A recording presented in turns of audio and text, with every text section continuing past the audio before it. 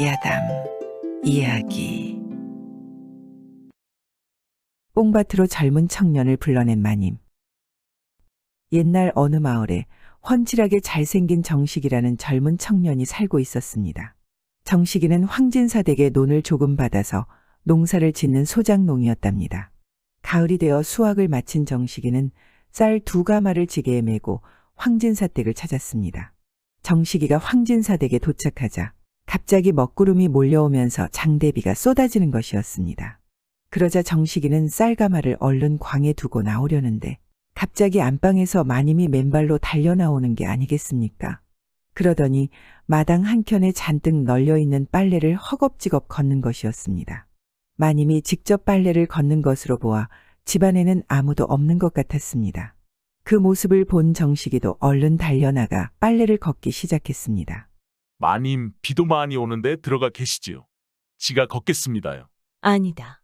장대비가 내리니 비에 더 맞기 전에 어서 하나라도 더 걷어야 하느니라. 가는 날이 장날이라고 그동안 모아두었던 빨래를 잔뜩 빨아 널었던 것이었습니다. 그렇게 두 사람은 장대비 속에서 정신없이 빨래를 걷기 시작했답니다. 그리고 마지막 남은 이불 빨래를 두고 마님과 정식이가 양 끝에서 잡게 되었습니다. 그러다 두 사람은 서로를 바라보게 되었는데, 아니 이게 뭔 일이랍니까? 마님은 온몸이 비에 젖어 옷이 몸에 바싹 달라붙었는데 속살이 다 드러나 있는 게 아니겠습니까? 그 모습을 보게 된 정식이는 갑자기 아랫도리가 벌떡 일어나 불쑥 솟았는데 마님도 정식이 것을 보고 말았답니다. 바지를 뚫고 나올 것처럼 우뚝 솟은 것을 보게 된 마님도 갑자기 얼굴이 붉어지며 가슴이 뛰는 것이었습니다. 한 번도 그렇게 큰 것을 본 적이 없는 마님은 사실 깜짝 놀라고 말았답니다. 깜짝 놀란 마님은 빨래 걷는 것도 있고 정식이 것을 뚫어져라 보고 있는 게 아니겠습니까? 아니 정식아, 바지 속에 있는 것이 무엇이더냐? 지 바지 속에 있는 거 말씀하시는 건가요? 그래, 내 바지 속에 있는 것 말이다. 아이고 마님, 당연히 하나밖에 없는지 생식기구먼요. 그러느냐? 그렇죠. 잠시 나 좀 보자꾸나. 마지막 남은 빨래를 챙긴 마님은 정식이를 데리고 안방으로 들어가는 것이었습니다. 어디 한번 벗어보거라. 마님 무엇을 벗으라 하시는지요? 옷이 모두 젖었으니 얼른 벗어야 하지 않겠느냐? 젖은 옷에서 물이 뚝뚝 떨어지자 정식이는 어쩔 수 없이 옷을 모두 벗지 않았겠습니까? 여전히 비에 젖어 마님의 속살이 보이고 있었기에 정식의 물건도 우뚝 서 있었습니다. 벗은 정식이 것을 보게 된 마님은 온몸이 달아오르는데 도저히 참을 수가 없었습니다. 그리하여 마님도 빗물이 뚝뚝 떨어지는 옷을 모두 벗었답니다. 그렇게 알몸이 된 두 사람은 잠깐 뻘쭘했는데 마님이 먼저 정식의 물건을 잡는 것이었습니다. 정식이 물건이 손 안에 꽉 차다 보니 마님은 더욱 달아올라 결국 이를 치르고 말았답니다. 태어나 이런 느낌은 처음이었습니다. 정식이가 돌아가고 마님은 옷 입을 생각도 하지 않고 누워서 속으로 생각했답니다. 아니 이렇게 짜릿하고 황홀한 게 있었다니. 그동안 내가 너무 모르고 살은 게 아니던가. 이것이 진정 천국이 아니면 무엇이겠는가. 마님과 뜨거운 일을 치르고 돌아간 정식이는 걱정이 많았답니다. 마님과의 일은 좋았지만 천민이 양반의 안방 마님을 탐했으니 자칫 누가 알기라도 한다면 죽은 목숨이었습니다. 이러다 이거 큰일 나는 거 아니요? 제명에 죽지 못할 수도 있는 것 아닐까? 그렇게 정식이는 큰 죄를 지은 것 마냥 불안한 마음을 떨칠 수가 없었답니다. 한편 마님은 바깥 양반이 돌아와 밤에 잠자리를 하게 되었는데 예전과 느낌이 완전 다른 것이었습니다. 바깥 양반과 잠자리는 의뢰 그러려니 하고 있었는데 정식이 것을 경험하고 난 마님은 달라도 너무 다른 것이었습니다. 그러다 보니 마님은 바깥 양반과 잠자리를 할 때마다 자꾸 정식이가 생각나는 것이었습니다. 팔려오다시피 첩으로 들어와 안방마님은 되었지만 애정 없는 서방과의 잠자리는 별다른 느낌이 없었기 때문이었죠. 그러던 어느 날 마님은 바깥 양반인 황진사가 출타를 하자 정식이를 불렀습니다. 부르셨습니까요? 마님. 그래, 요즘 내가 오디가 먹고 싶은데 집안에는 오디를 따다 줄 사람이 없구나. 그러니 내가 점심 먹고 가서 오디 좀 따오거라. 오디라면 뽕나무 오디 말씀하시는지요? 그래, 그렇단다. 그럼 뽕밭이 있는 마을은 뒷산 넘어 진산인 밭 하나밖에 없는데 거기 가서 따오면 되겠는지요? 그래, 그러려무나. 네, 알겠습니다요, 마님. 그리하여 정식이는 점심밥을 먹은 후 곧바로 망태기를 둘러매고 뽕밭으로 향했답니다. 뽕밭에 도착한 정식이는 부지런히 오디를 따기 시작했습니다. 망태기에 오디가 가득 채워질 때쯤 어디서 정식이를 부르는 소리가 나는 것이었습니다. 그 소리는 마님의 소리가 분명했습니다. 그러자 정식이는 냉큼 소리 나는 곳으로 달려가지 않았겠습니까? 오셨습니까요, 마님? 그래, 오디는 다 땄느냐? 조금만 더 따면 됩니다요. 그럼 오디는 그만 따고 바지 좀 내려보거라. 아니, 바지라고쇼? 그래, 바지 말이다. 오디를 따면서 오디를 먹었지 않았겠느냐? 그러니 이제 힘을 좀 써봐야 하지 않겠느냐? 순간 정식이는 눈앞이 캄캄해지는 것이었습니다. 양반의 안방마님을 한 번도 아니고 두 번씩이나 했다가 누가 알기라도 하면 정말 큰일인 것이었습니다. 어찌 그러느냐? 저 그것이, 할 말이 있으면 어서 해보거라. 저 그것이. 뭐라는 것이냐? 잔말 말고 어서 바지나 내리거라. 정식이는 지엄한 마님의 명을 거부할 수 없다 보니 바지를 내리고 말았답니다. 요놈이 아직 일어나질 않았구나. 마님이 정식이 것을 주물딱거리자 순식간에 정식이 것이 벌떡 일어나는 게 아니겠습니까? 정식이 것이 무지막지하게 커지자 마님은 바짝 따라올라 정식이를 잡아뜨리는 것이었습니다. 그리하여 키보다 큰 뽕나무 밭에서 두 사람은 뜨겁게 일을 치르고 말았습니다. 일을 치르고 난 마님은 너무 흡족한 것이었습니다. 그래, 이거지. 이것이 사내 맛 아니겠어. 일을 치른 정식이는 오디를 마님 집에 갖다 두고 집으로 돌아갔답니다. 집으로 돌아온 정식이는 불안해 죽을 것만 같았습니다. 한 번도 아니고 두 번씩이나 했으니 누구라도 알게 되면 꼼짝없이 죽은 목숨이었기 때문이었습니다. 아무래도 내가 제명에 죽기는 그런 것 같구나. 에휴. 그렇게 또 며칠이 지나 황진사가 출타를 하자 마님은 정식이를 불렀습니다. 그런데 정식이를 부르러 간 여종이 혼자 오는 게 아니겠습니까? 어찌 혼자 오는 것이냐? 정식이가 아파서 꼼짝달싹을 못한다며 몸이 다 나으면 그때 오겠다 하였습니다요. 그러느냐? 그래, 알겠다. 한껏 기대했던 마님은 정식이가 아파서 못 온다 하니 무척 허탈한 것이었습니다. 그렇게 또 며칠이 지나자 마님은 정식이를 또 불렀습니다.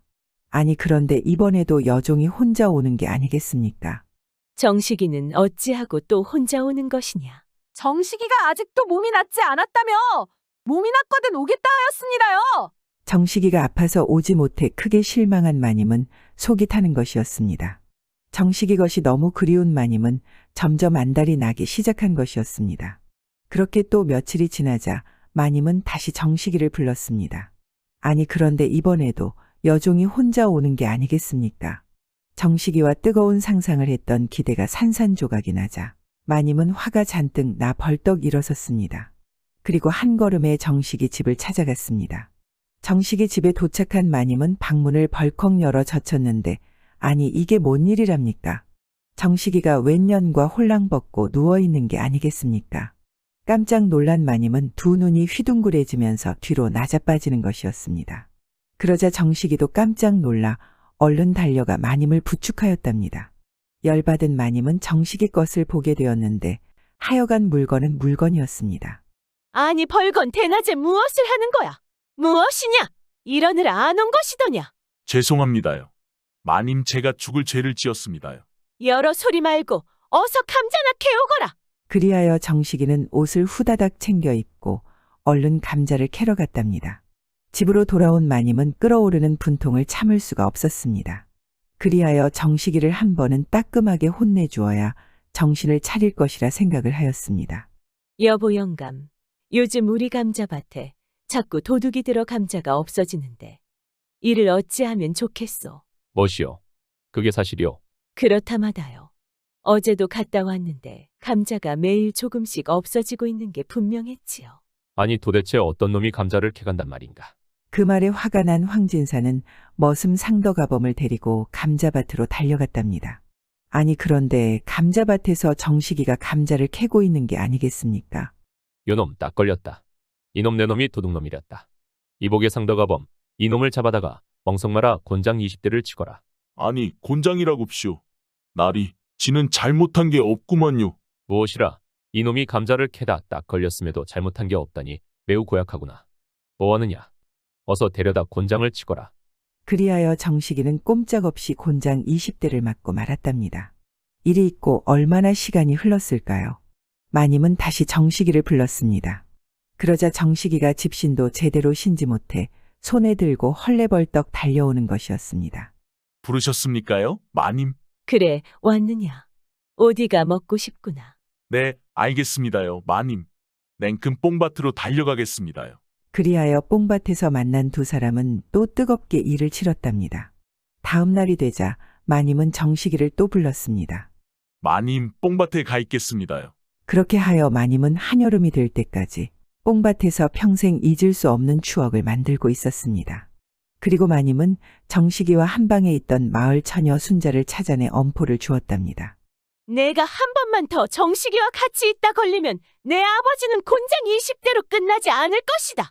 네, 알겠습니다요, 마님. 그런데 요즘 정식이가 뽕밭에 갈 때마다 마님이 부르셨다 하는데 뽕밭에는 할 일이 많은 것인지요? 그것은 내가 왜 묻는 것이냐? 쓸데없는 곳에 신경 쓰지 말고 너나 처신 잘하거라. 네, 알겠습니다요, 마님. 정식이 여자까지 처리해버린 마님은 이제 맘 놓고 정식이와 편히 즐길 수 있어 기분이 무척 좋았답니다. 순덕아, 어서 가서 정식이 좀 불러오너라. 네, 알겠습니다요. 잠시 후 정식이 집에 다녀온 순덕이가 혼자 오는 게 아니겠습니까? 정식이는 어찌하고 혼자 오는 것이냐?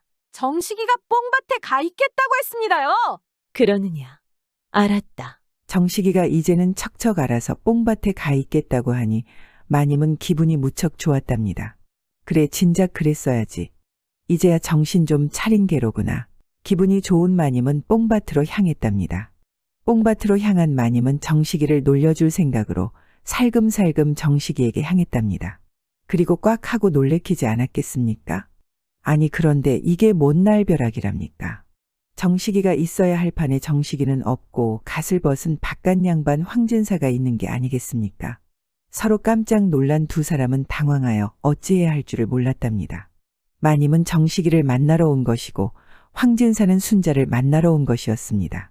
평소 순자에게 관심이 많았던 황진사는 순자에게 수없이 애정 공세를 퍼부었지만 순자는 듣는 둥 마는 둥 거들떠보지도 않았던 것이었습니다. 그러던 차에 순자가 뽕밭에 갈 일이 있다 하니 황진사는 때는 이때다 하고 천금 같은 기회를 잡고 냉큼 달려온 것이었습니다. 그렇게 하여 만나게 된 사람이 순자가 아니라 부인이었으니 이 얼마나 놀라지 않았겠습니까? 그 일이 있고 두 사람은 다시는 입에서 뽕에 뽕자도 꺼내지도 못하고 지붕만 쳐다보며 살아갔답니다. 한편 순자는 정식이가 뽕밭에 다녀올 때마다 자신과의 일을 자꾸 거르고 한숨만 쉬어대다 보니 이를 이상히 여긴 것이었습니다.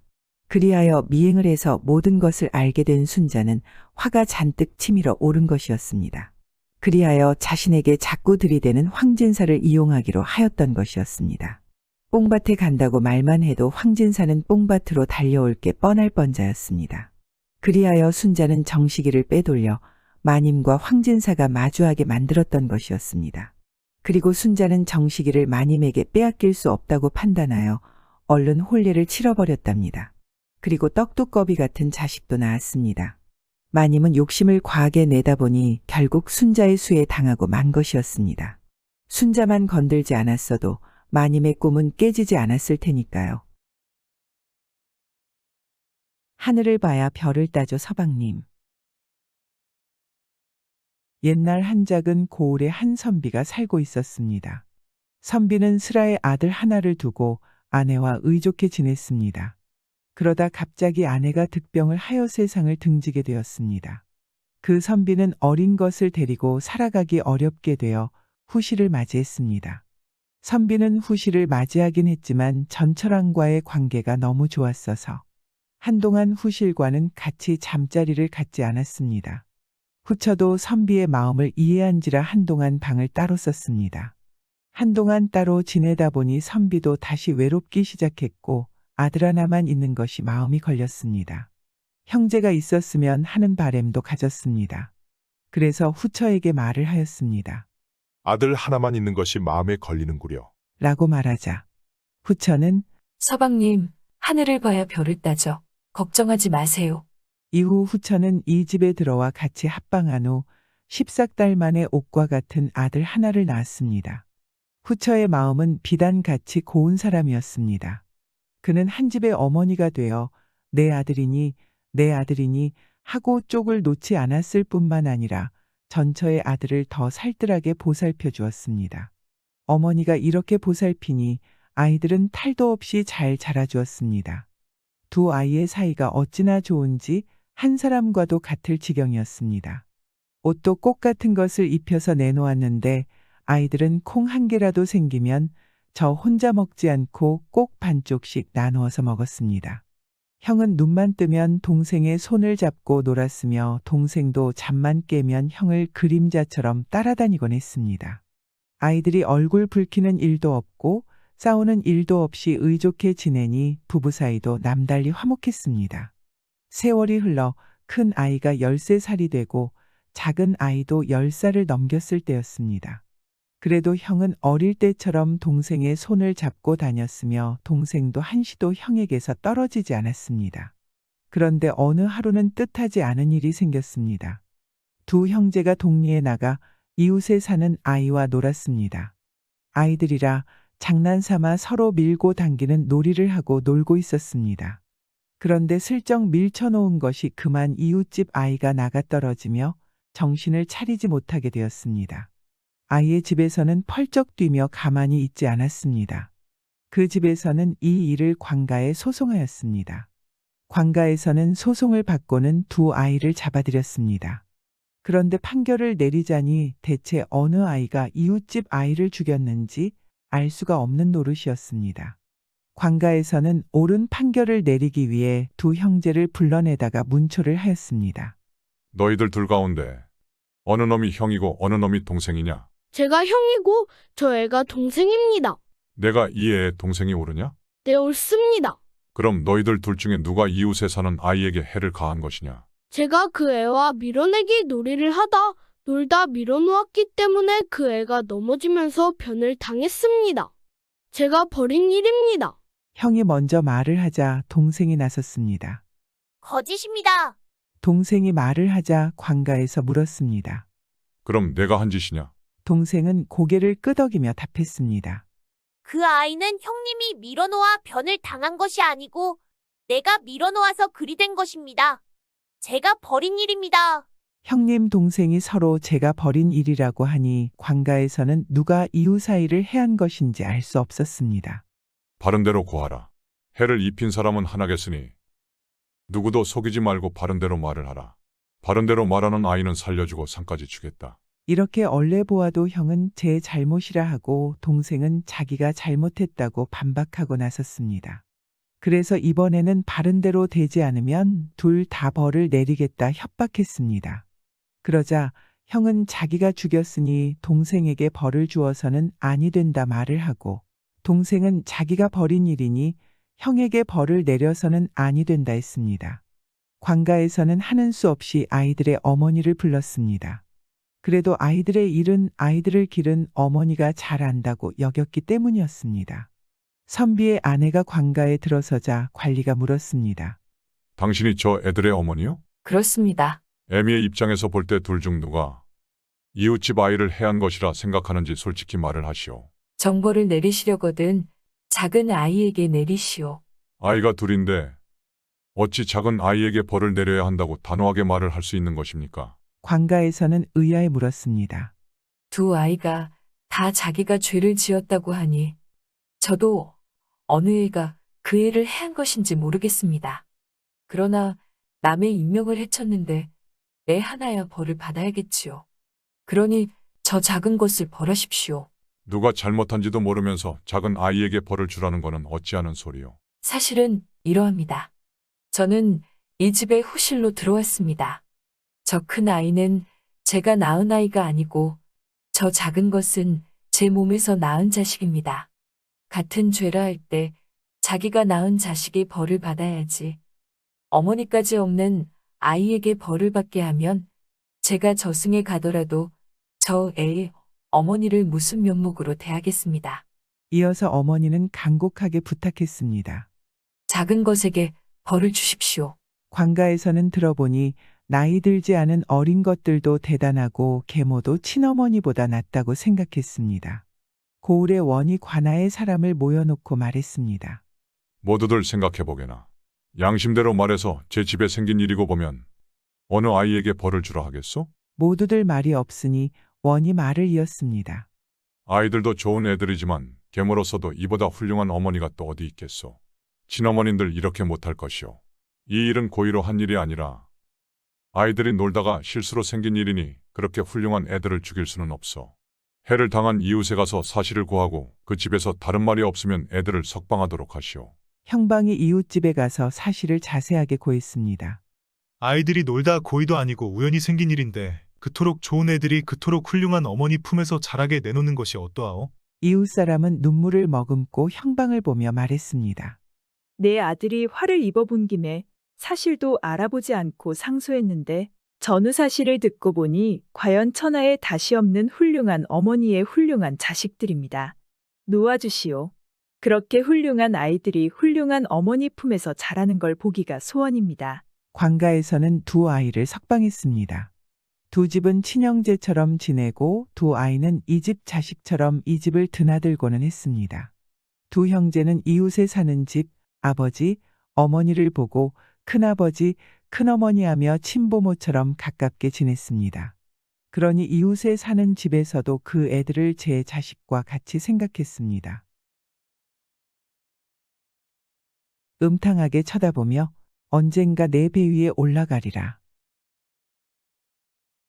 옛날 양주에서 그리 멀지 않은 장제울이라는 곳에 박진사라는 사람이 살고 있었습니다. 박진사는 마음씨 어지고 가난한 사람들을 동정해주기 좋아하는 선비였습니다. 그런데 그의 사촌 동생은 천하에 없는 날치기꾼이었습니다. 하루는 물건을 잔뜩 지고 인 중년 부부가 박진사네 집을 찾았습니다. 진사님 계시옵니까? 누구신지 들어오시오. 여쭙기 황송하오나 저는 샘물둥치에 사는데 진사님 댁에 의지하여 잔명이나마 보존하려고 찾아왔소이니 살펴주시옵소서.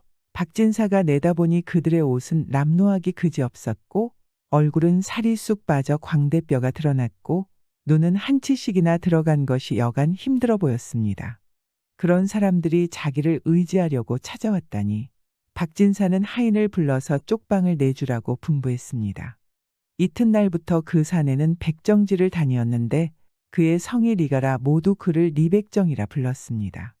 때는 섣달 금음께라 여기저기서 소를 많이 잡았는데 리백정은 그런 곳을 찾아다니며 소를 잡아주고는 살고기를 한 칼 썩둑 베내어 이건 박진사님께 드릴 것이다 라고 하며 꼬챙이에 꿰놓곤 했습니다. 그러나 사람들은 리백정이 박진사네 집에 유숙하고 있다는 것을 아는지라 누구든지 감히 말을 못했습니다. 이렇게 그는 소고기를 서너 꼬챙이씩 해가지고 와서는 진사님께 드리며 이 고기로 채를 하십시오 라고 했습니다. 그는 이렇게 3년 동안을 하루같이 일하더니 돈량이나 잘 벌었습니다.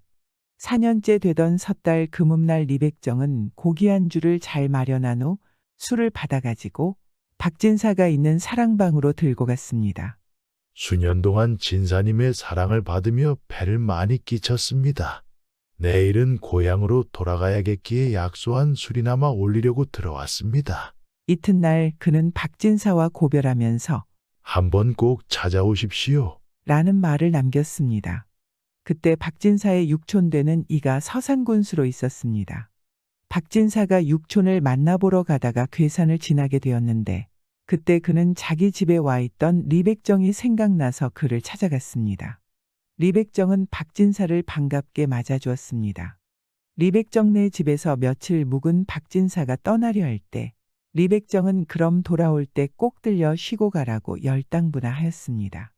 박진사가 육촌 동생네 집에 가서 놀고 돌아오는 길로 괴산에 이르니 웬 하인이 그를 붙잡고 인사하는 것이었습니다.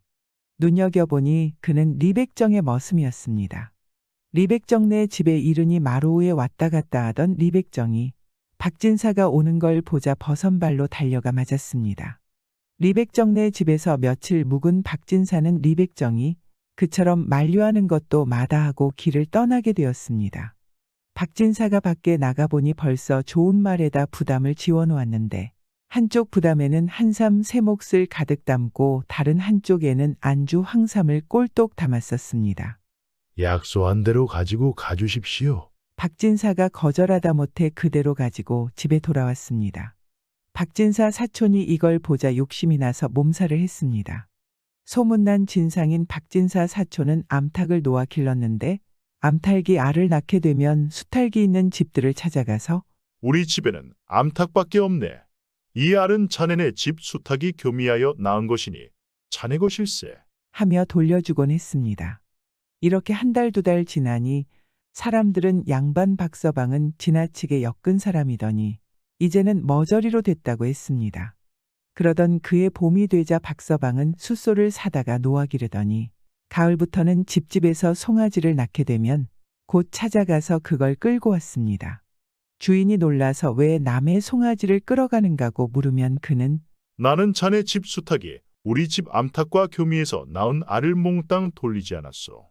이 소는 내 집 황소가 교미해서 낳았으니 그래 우리 집 송아지가 아니고 뭐요. 그놈은 이렇게 양반이란 턱을 대고 백성들의 재물을 마구 긁어가는 악한이었습니다. 그리고 동네 처녀들만 보면 음탕하게 쳐다보며 언젠가 내 배 위에 올라가리라 라며 희롱까지 하며 다녔습니다. 그런데 그는 사촌형인 박진사가 한 번 걸음에 적잖게 벌어가지고 온 것을 보자 굴뚝 같은 욕심이 치밀어 캐고 들었습니다. 형님, 서산에 먹을 게 많습니까? 이 사람아, 서산은 자네도 알다시피 작은 고을인데 뭘 먹을 게 있겠나? 먹을 게 없다는 게 형님은 어디서 이렇게 많이 얻어왔소? 사촌 동생이 따지고 드니 박진사는 할 수 없이 자기 집에 와 있던 리백정이 괴산에 사는데 은혜를 갚느라고 주기에 할 수 없이 가져왔노라고 이야기했습니다. 사촌 동생이 생각해보니 형이 저렇게 많은 물건을 가져온 걸 봐선 양반인 자기가 가서 한번 따지면 백정인 그놈은 무서워서라도 벌벌 떨면서 한술에 꽉 박아줄 것이라고 생각했습니다. 그래서 이튿날 새벽에 괴산을 향해 떠났습니다.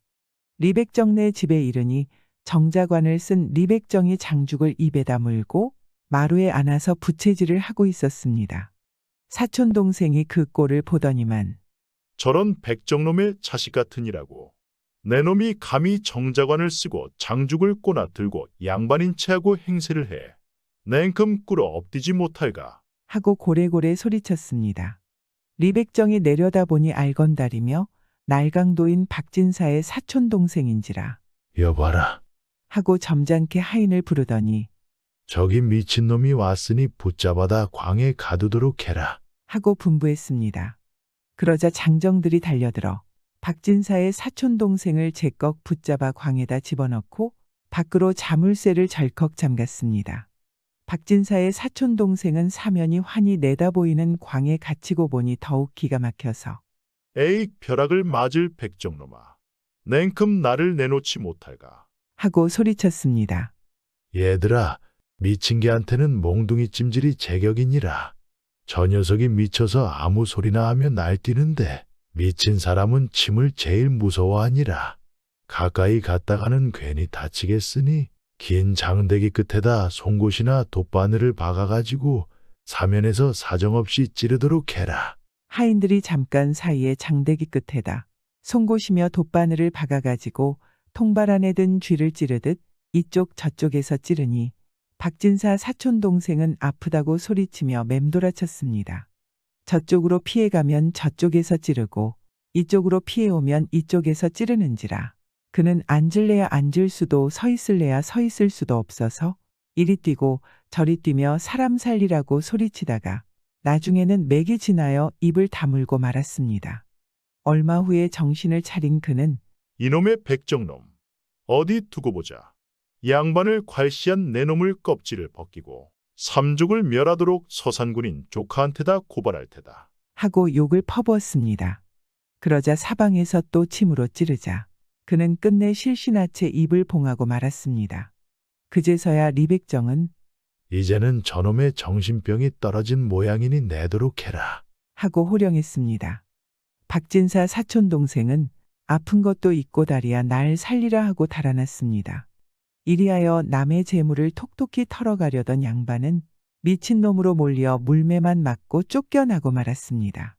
박진사의 사촌 동생은 그 길로 서산군수로 있는 조카를 찾아가서 상놈인 백정한테 괄시당한 억울한 사정을 상소했습니다. 자기 삼촌이 백정놈한테 미친 게 몰리듯하고 온몸이 성한대라곤 없이 벌집이 된 것을 제 눈으로 본 서산군수는 형방을 불러 백정놈을 당장 잡아오라고 했습니다. 형방이 라졸과 함께 박진사 사촌 동생을 앞세우고 백정네 집에 와서 보니 그 백정이란 사람은 바로 동방급제하여 진사가 되고 후일 판서까지 지낸 리대감이었습니다. 형방은 박진사 사촌 동생을 보고 눈을 편히 뜨고서도 태산을 몰라본 미친놈이라며 눈이 빠지게 욕을 하고 나서 귓뺨을 이리치고 저리쳤습니다. 그 바람에 개잡은 포수처럼 우렁거리며 왔던 박진사 사촌 동생은 또 뺨을 맞고 말았습니다. 리대감이 임금의 포악한 행실에 불만을 품고 병을 핑계로 고향에 내려와 있다가 살림이 하도 구차해서 가짜 백정 노릇을 한 걸 알길 없는 박진사의 사촌 동생인 알건달은 이와 같이 리대감의 재물을 빼앗으려다가 그만 갯골망신을 당하고는 내빼고 말았다 합니다. 돌쇠야, 나를 안아줘, 제발. 옛날 한시골에 쩍하면 조상님의 분부라는 말로 동생을 부려먹는 형과 형의 행실이 안 있고 오나 형제간의 의리에 모시겨 굽석굽석 말을 듣는 고지식한 동생이 아래옷집에서 살고 있었습니다. 그런데 동생은 힘이 세서 동네에서 알아주는 장사였습니다. 한 번은 동생이 산에 나무하러 갔다가 어느 포수의 총에 맞아 죽은 멧돼지 한 마리를 주워왔습니다. 동생이 지고 온 멧돼지를 본 형수가 쫑드르르 집에 들어가더니 인차 형이 헛기침을 하며 나왔습니다. 형님 어서 오십시오. 아우가 산에 갔다가 멧돼지를 얻어왔다면서? 그렇습니다. 형님. 그러지 않아도 오늘 내가 갈까 했는데 갑자기 몸이 불편해서 여직 못 갔는데 어쨌든 잘 됐군. 무슨 말씀인지요? 글쎄 어쩌녁 꿈에 증조부님께서 오셔서 날 보고 하는 말이 오늘 노루골에 가면 잡아놓은 멧돼지가 있을 테니 어서 가져다가 조부님 제사에 쓰도록 해라 하고 말하지 않겠나? 그런데 마침 동생이 먼저 가져왔으니 다행일세. 그래요? 이건 조상님의 분부야. 어서 우리 집으로 가져가게. 이리하여 고지식한 동생은 속이 우는 줄을 번연히 알면서도 형제간의 의리를 생각해서 멧돼지를 형네 집으로 매갔습니다. 그러니 동생 마누라도 동생에게 화가 많이 났습니다. 동생 마누라는 당신 왜 그렇게 형님에게 당하고만 사시나요? 우리 걱정은 안 해요? 왜 맨날 형님이 당신에게 일부러 그러는 거 알면서 왜 그러시나요? 제발 정신 좀 차려요. 라며 동생에게 나무랐습니다. 그러자 동생은 부모님께서 돌아가시면서 어머니가 형제끼리 잘 지내라고 하신 게 유언이었거든. 그러니 좀 봐주시겠나. 라면서 마누라에게 미안하다고 했습니다. 그런데 동생은 사실상 어떻게 하면 형이 조상님의 분부라는 이 말에서 벗어날 수 있을까 생각하고 있었습니다. 그런데 한 달이 지난 후 조부님의 제상에는 멧돼지 고기가 한 점도 없었습니다. 아무리 순진한 동생이지만 부하가 나서 물었습니다. 형님, 제상에 왜 멧돼지 고기는 없습니까? 아, 멧돼지 고기 말인가? 조부님께서 죽은 고기여서 싫다고 했네. 동생은 형의 처사에 벨이 났으나 이번에도 꼭 참을 수밖에 없었습니다. 그 후 어느 날 형이 또 동생을 불렀습니다. 여보게 아우. 형님, 무슨 일입니까? 내일 산에 가서 미치라고 긴 회초리를 한 단만 해다 주게나. 형이라는 작자는 자기가 일하기 싫어서 동생에게 거짓말을 해 나무 한 단을 얻으려고 하였습니다. 형의 말을 들은 동생은 봄철이 돌아오니 울바자를 하려나? 아니면 얼음이 풀리니 강에다 발을 놓으려나? 하고 생각하며 물었습니다. 회초리는 못에 쓰렵니까? 라고 말하니 형은 회초리를 필요한 이유를 말하였습니다. 글쎄, 말하기가 거북하지만 형제간에 속일 게 있나? 실은 자네 형수가 어쩌녁에 실수한 일이 있었네? 그게 말이지. 밤에 자고 있었는데 마누라가 갑자기 잠꼬대를 하더라고. 그래서 자세히 듣다 보니 마누라가 하는 말이 돌쇠야 어디 갔다 인제 오느냐. 내가 너를 한참 기다렸잖니. 빨리 와서 나를 안아줘 제발. 이라며 잠꼬대를 하더라고. 그래서 선비 체면에 말로 해서는 안 되겠고 매를 대자니 양반 체면에 차마 여자 몸에다 매를 댈 수 없고 라며 동생에게 거짓말을 하였습니다. 지당한 말씀입니다.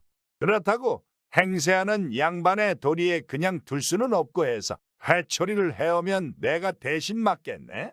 그래서 자네가 나에게 회초리로 때려주길 바라네. 그런데 내가 맞을 회초리를 내가 해올 수 있나? 그러니 수고스러운 대로 아우가 갔다 오게. 동생은 형이 어쩌다가 조상님의 분부라는 말을 하지 않는지라 일부러 이것도 조상님의 분부인가요? 하고 물었습니다. 그렇고 말고 두 말할 것 있나? 그런데 그렇게 많이 해서 뭘 합니까? 내가 어떻게 번번이 아우에게 시키겠나? 그래서 절에 한 번에 신세를 지려고 그러네. 형의 말을 들은 동생은 갑자기 뭔가가 스치는 생각이 들었습니다. 그래 이참에 조상님의 분부를 해결할 수 있겠는데. 라며 허파에 바람이 들어차며 배꼽이 춤을 추었지만 배를 끌어안고 산에 가서 회초리를 해왔습니다. 형님 분부대로 해왔습니다. 나무단을 본 형은 속으로 저 것이면 고기발을 놓아 물고기를 실컷 먹게 되겠구나. 하고 웃음집이 흔들흔들했지만 눈을 감고 아웅할 수는 없는지라. 수고했네. 그런데 수고한 바에 마저 수고해주게. 하고는 망건과 옷을 벗어놓고 마당에 엎드려 조상님께 아뢰나이다. 마누라가 여차여차 실수를 했는데 자기가 대신 매를 맡겠습니다. 라며 동생에게 또 이건 조상님의 분부일세. 내가 집안을 다스리지 못해서 불측한 일이 생겼으니 그 죄로 100대를 맞아야겠네. 자, 어서 때리게나. 동생은 이런 때에 형님이 정신을 번쩍 차리게 버릇을 떼야겠다고 생각하고 단단한 회초리를 골라주며 물었습니다. 정말 매를 맞아야 합니까? 맞아야 하고 말고. 자, 사정을 두지 말고 볼기를 내리치게. 형은 동생 앞에 옆으로 섰습니다. 그러자 동생은 준비는 다 됐습니까? 대고 말고 셈을 세며 때리게. 자, 그럼 시작하겠습니다. 동생은 손에다 힘을 주며 형의 살찐 궁둥이를 답새기고는 하나 하고 소리쳤습니다. 아갸. 형이 급한 소리를 치는데 그의 엉덩이에는 대뜸 시뻘건 피멍이 졌습니다. 짝 하는 소리와 함께 동생이 둘 하고 셀 때 아이코, 사람 죽는다.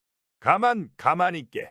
하고 형이 단두매에 죽어가는 소리를 하는데 딱 하고 또 매가 날아들었습니다.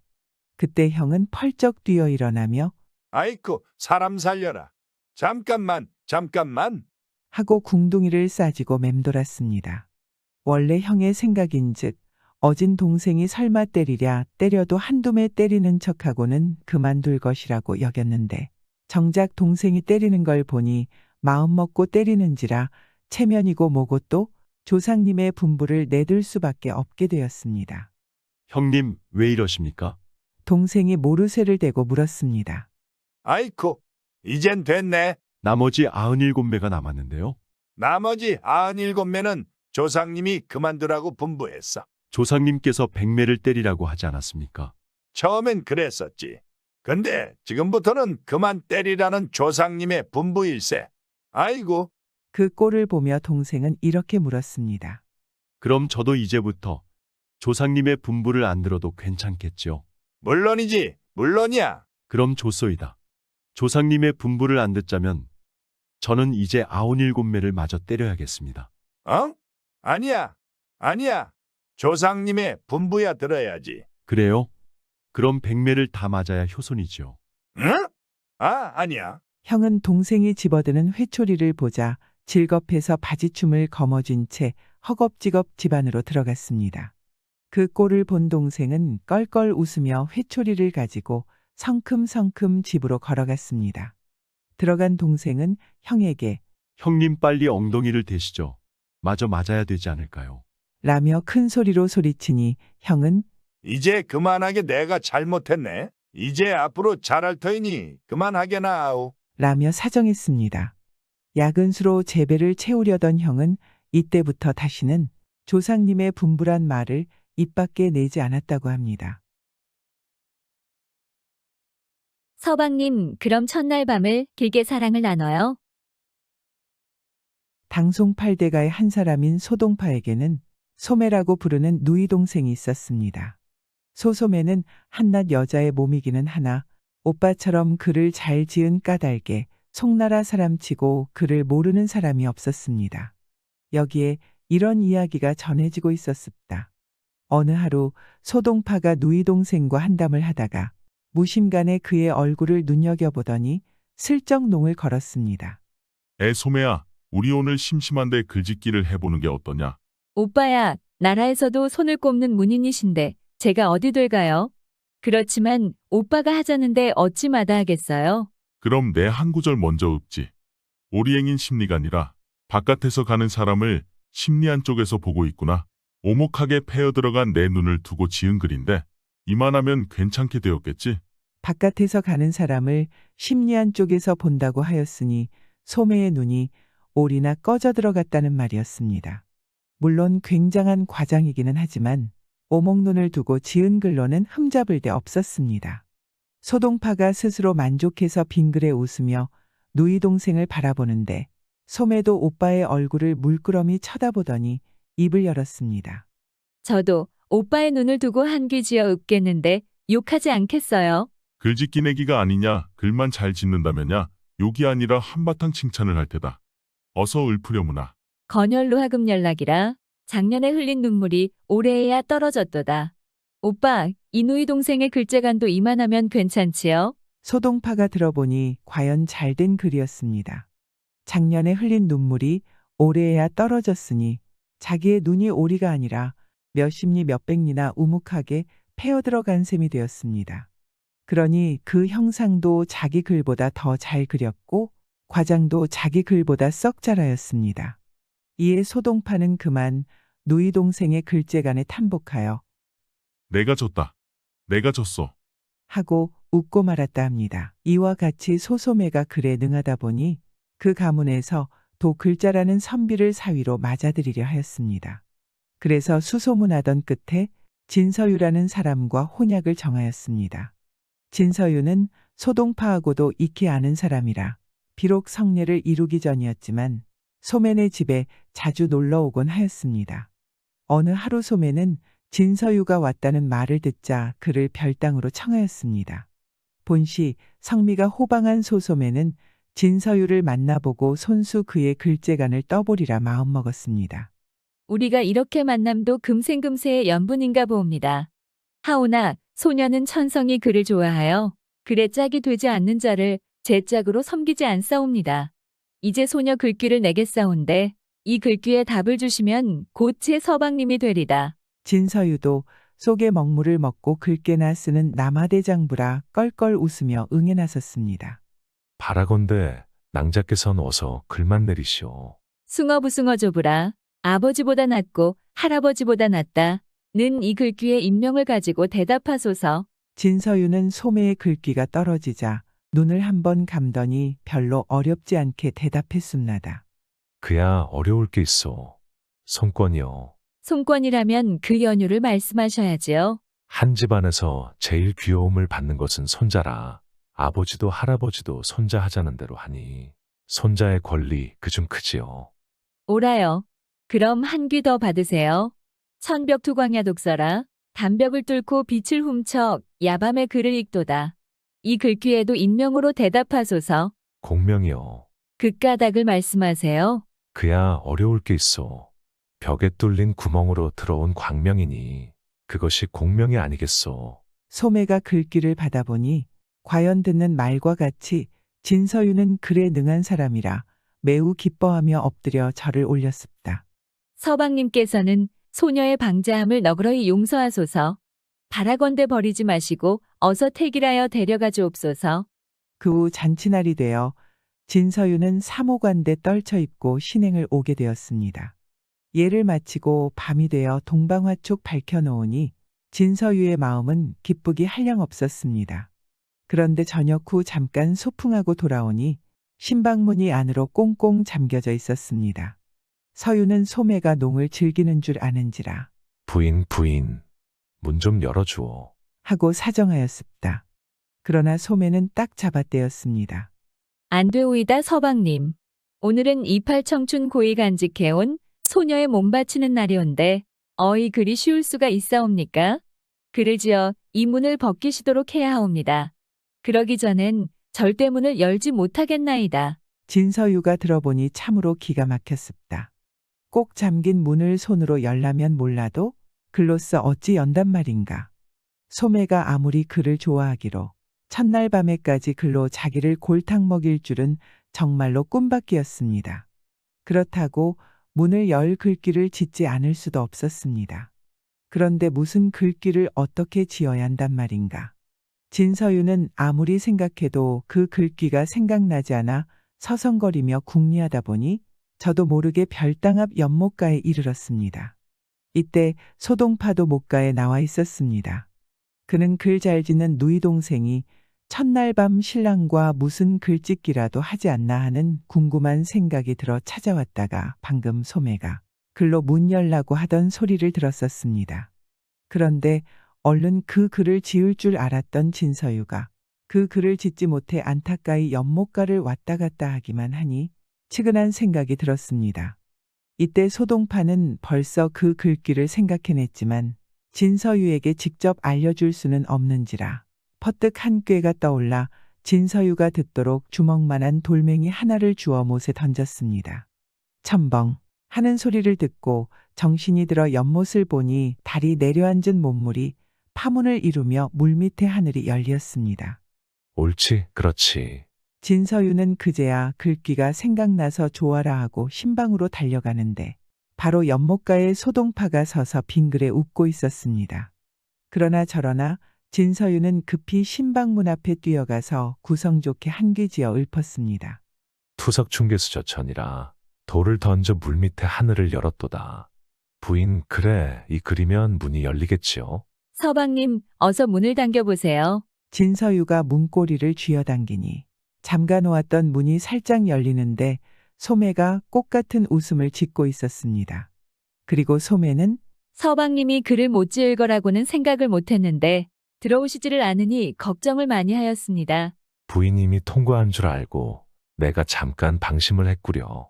나도 남자인지라 첫날 밤이라는 생각에 그만. 미안하네. 아니에요, 서방님. 제가 짓궂게 굴어서 죄송해요. 서방님과 평생을 살아야 한다고 생각하니 서방님이 첫날 밤에 저를 위해서 어떻게 생각하시는지 궁금했습니다. 정말 감사합니다. 아니요, 당연한 말씀이요. 처남이 아니었으면 아직도 들어오지 못하고 있을 것이요. 신방에 들어온 서유는 그제야 후 안도의 숨을 내쉬었습니다. 그리고 오늘은 처남 덕분에 동방화촉을 지내는구려. 참으로 문장과 오라비에 글자라는 두이가 올소이다. 서방님, 그럼 첫날 밤을 길게 사랑을 나눠요? 라며 소매는 배시시 웃었습니다. 정신없는 도깨비. 옛날 옛적 어떤 마을에 나이 67살 먹은 어린아이가 있었는데 태어나자마자 부모를 여의고 혼자서 살았습니다. 어린아이가 혼자서 살려니 좀 힘이 들겠나요. 남의 집 꾸준히를 거들어주고 한 푼 두 푼 주는 대로 받아서 입에 풀칠이나 하고 살았습니다. 하루는 이 아이가 이웃 마을 초상집에 가서 일을 해주고 돈 서푼을 받았습니다. 그 돈 서푼을 손에 꼭 쥐고 집으로 돌아오는데 모퉁이를 딱 도니까 꼭 저만한 아이가 썩 나타나더니 아무개야, 아무개야 하고 제 이름을 부르고는 손뼉을 딱딱 쳤습니다. 가만히 보니까 그게 도깨비였습니다. 도깨비는 머리에 뿔 달린 줄 아는 사람이 많지만 그게 아니었습니다. 사람하고 똑같이 생겼습니다.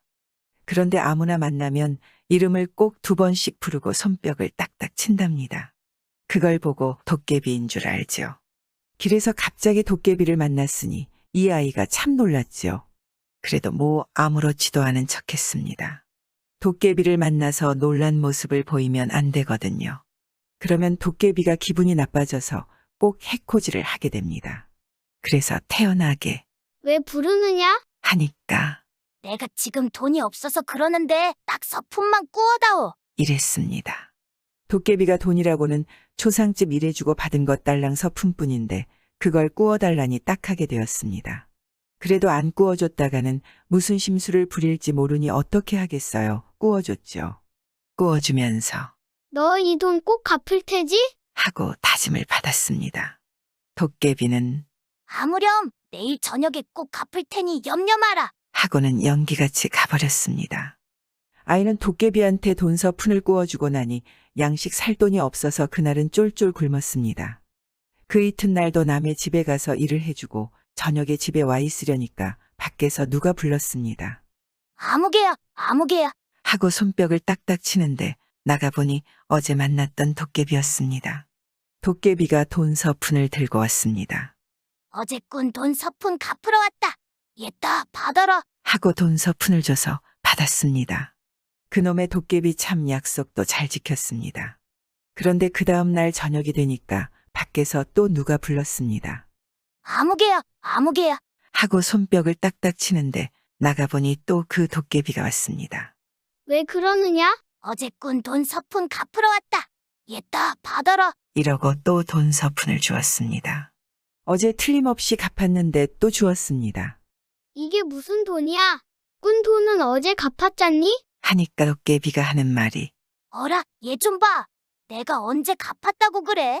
어제 길에서 너한테 돈 서푼 빌리고 오늘 처음 만나는데 언제 갚아? 이러면서 부득부득 돈을 놓고 갔습니다. 아, 도깨비라고 하는 것이 무엇이든지 잘 잊어버린다더니 이를 두고 하는 말입니다. 그런데 제가 꾼 것은 안 잊고 갚은 것은 잊어버리니 그것도 우스운 일이죠. 어찌 됐든 아이한테는 공돈이 서푼 생긴 셈이니 나쁠 거야 없죠. 그런데 그 다음 날 저녁에 도깨비가 또 찾아왔습니다. 또 와서 아무개야, 아무개야 이름을 2번 부르고 손뼉을 딱딱 치기에 나가보니 또 어제 꾼 돈 갚으러 왔습니다. 이건 뭐 사흘이 지나도 어제 꾼 돈이라죠. 그러면서 돈 서푼을 줬습니다. 2번씩이나 갚았는데 왜 또 주느냐고 암만 얘기해도 부득부득 돈을 놓고 가기에 할 수 없이 받았습니다. 그 다음부터 이놈의 도깨비가 날마다 와서 돈 서푼씩 주고 갔습니다. 날마다 저녁 때만 되면 찾아와서 아무개야, 아무개야 부르고 손뼉을 딱딱 치고 어제 꾼 돈 갚으러 왔다고 그랬습니다. 그래 나중에는 귀찮아서 내다보지도 않았습니다. 알았으니 거기 놓고 가거라. 하면 돈을 놓고 갔습니다. 이렇게 해서 아이는 날마다 공돈을 서푼씩 받게 되었습니다. 하루 종일 일해봐야 서푼 받기 바쁜데 날마다 공돈이 서푼씩 생기니 좀 좋았습니다. 그래서 살기도 전보다 훨씬 나아졌습니다. 그렇게 몇 달이 지났는데 하루는 도깨비가 돈 갚으러 왔다가 냉큼 가지를 않고 머뭇머뭇하더니 얘, 나 너희 집에서 좀 놀다 가면 안 될까? 이러는 거였습니다. 날마다 돈 서푼씩 갖다 주는 도깨비인데 그만 청을 못 들어줄까요? 그래서 그러라고 했습니다. 도깨비가 집 안으로 들어왔기에 이런저런 이야기를 하고 놀았습니다. 그런데 이 집에 다 찌그러져가는 냄비가 하나 있었습니다. 도깨비가 그 냄비를 보고는 저건 찌그러져서 못 쓰겠다. 우리 집에 저런 냄비가 많이 있는데 새 것으로 하나 갖다 줄까? 이런단 말이에요. 새 냄비를 준다는데 마다할 리 있나요? 하나 갖다 주면 고맙겠다고 그랬습니다. 그러마 하고 도깨비가 갔습니다. 그런데 그 다음날 저녁에 도깨비가 찾아와서 아무개야, 아무개야 부르고 손뼉을 딱딱 치기에 나가봤더니 이번에는 돈 서푼에다가 냄비까지 얹어서 들고 왔습니다. 한 손에는 돈을 들고 한 손에는 냄비를 들고서는 어제 꾼 돈 서푼 갚으러 왔다. 얘따 받아라. 하고 돈을 줬습니다. 돈 꾼 지 몇 달이 지났는데 아직도 어제 꾼 돈이라니 참 우습죠. 돈을 주고 나서는 자, 새 냄비다. 이것도 받아라. 하면서 냄비를 준단 말이에요. 고맙다고 하고 받았습니다. 이튿날 아침에 도깨비가 준 새 냄비에다 밥을 지어서 잘 먹었습니다.